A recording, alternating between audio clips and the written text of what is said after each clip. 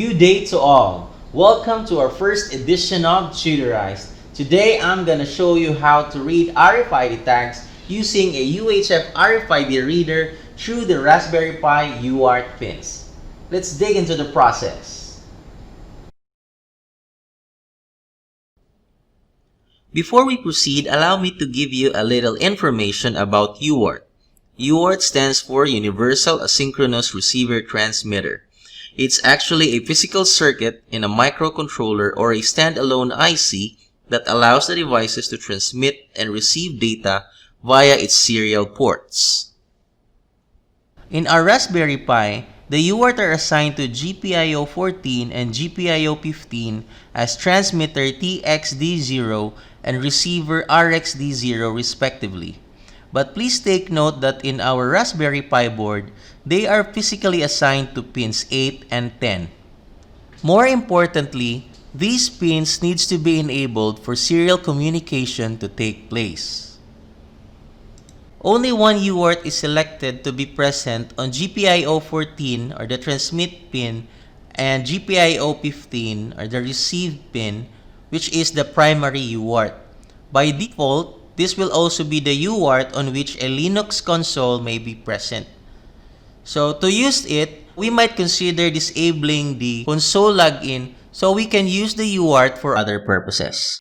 To do that, first we need to know the IP address of your Raspberry Pi so we can use it to connect using the VNC viewer.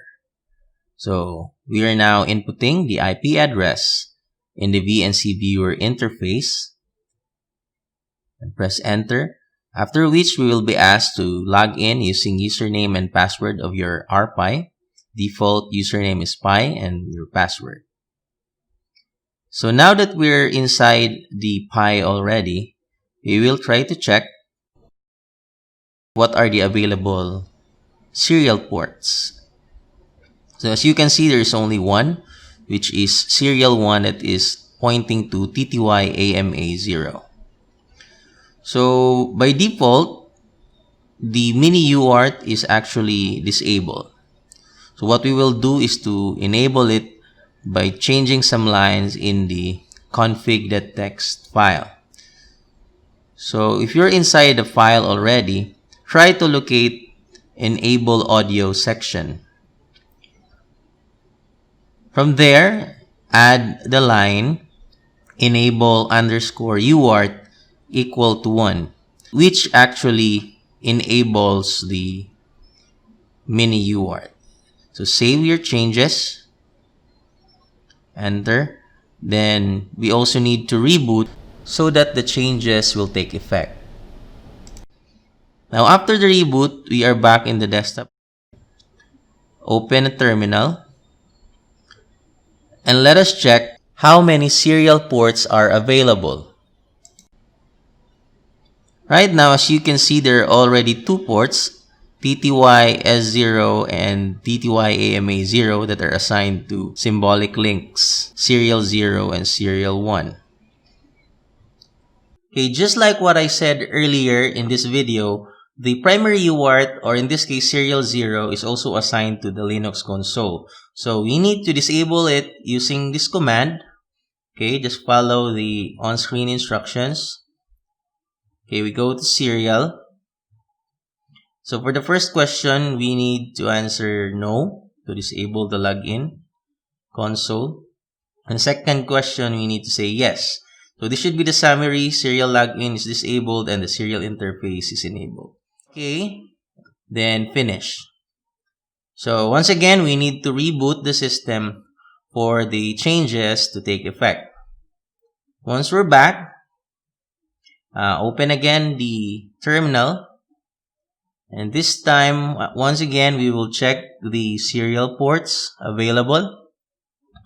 So actually, as you can see, there are no changes, but we have pre-up already the serial 0 and it's already usable for other purposes.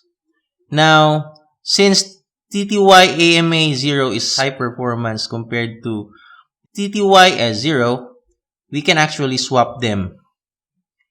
So we can use the high performance UART by Going back to this file, config the text and add another line, which is dt overlay equal to pi3 dash mini UART dash bt.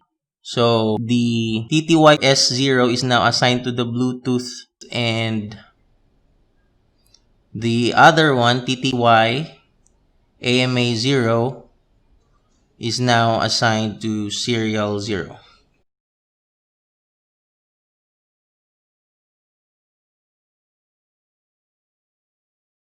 So as you can see, they are now swapped.